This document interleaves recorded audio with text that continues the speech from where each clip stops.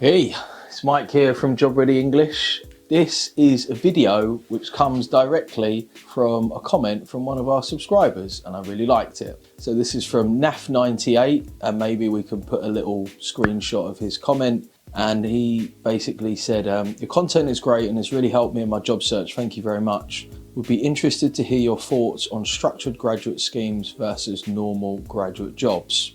If you're a graduate and you're watching this video, and you're kind of thinking to yourself, well, what job should I apply to? Should I apply to like a Deloitte, a PwC, a Morgan Stanley, or should I apply to like ABC insurance company? There's a few things to think about with this. And since I've helped graduates and professionals since 2013, I've always used the Times Top 100 Companies list as a benchmark.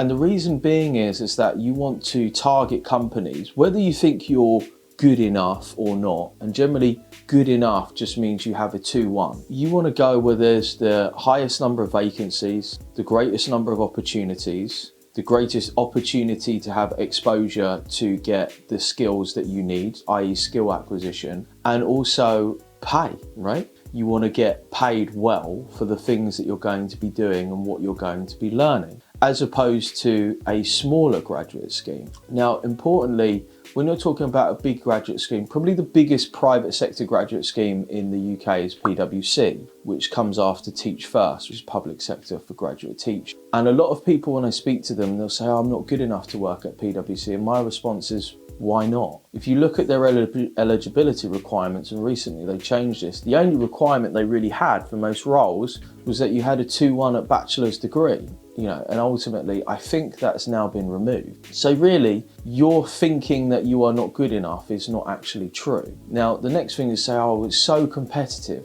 That's fine. Then be early, right?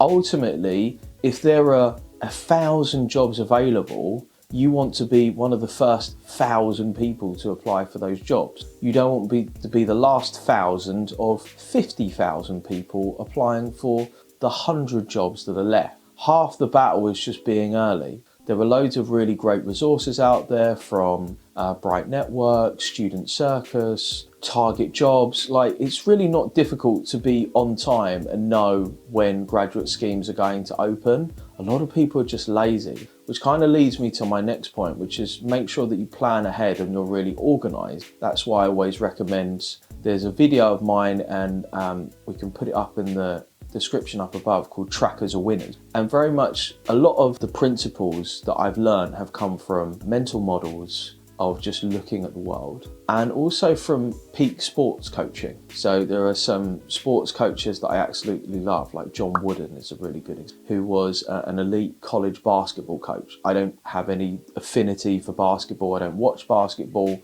but I loved his elements, and some of them was just about simplicity, repetition, planning, organisation and tracking. Most sports people at an elite level will obsessively train technique, they will have really specific strategy and tactics, they will know their weaknesses, and they will often watch reels and reels of videos and replays. So the preparation element is basically make sure that you have a plan out which companies that you want to apply to, and that can include small companies as well.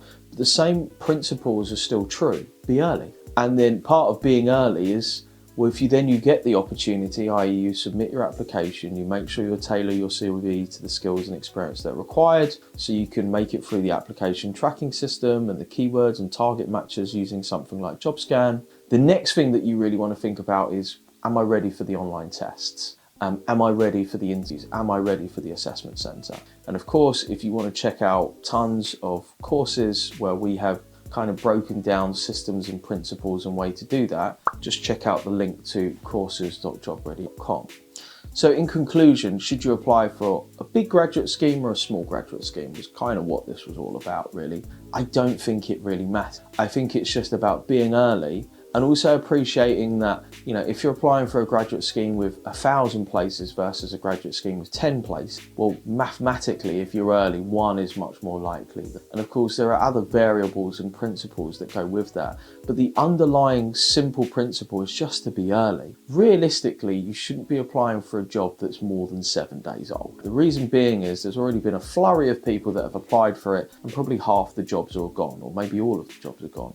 You definitely shouldn't be applying for something that's more than 30 days old. So you want to make sure that you're getting your notifications, your update, whether that be from Google Alerts or Indeed, and you want to be applying directly through the company, not through Indeed or through LinkedIn, because this is another layer of filters. What does Indeed do when you apply for them? Well, they literally just filter you, and then they pass you on to ABC company who filter you again. So miss out the initial filter and just apply directly to the company, because that's what jobs aggregation boards do. But it's really not that difficult if you've already done an application plan, you know the companies, you know how to apply directly on their site, and just apply to them directly. And the same is really true for any jobs aggregation board.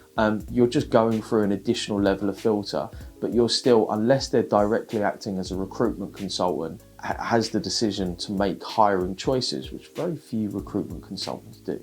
You want to be applying directly for the company, you want to be getting updates from the companies that you're interested in applying to, and you want to make sure that first, because there is much to be said for you may not be as talented, as smart, as whatever as everyone else, but if you're first, you're still in with a much better shout than if you're last. I hope that video helped. If you've got other videos that you'd like us to make, I do quite like making these videos every now and again because I think they're cool.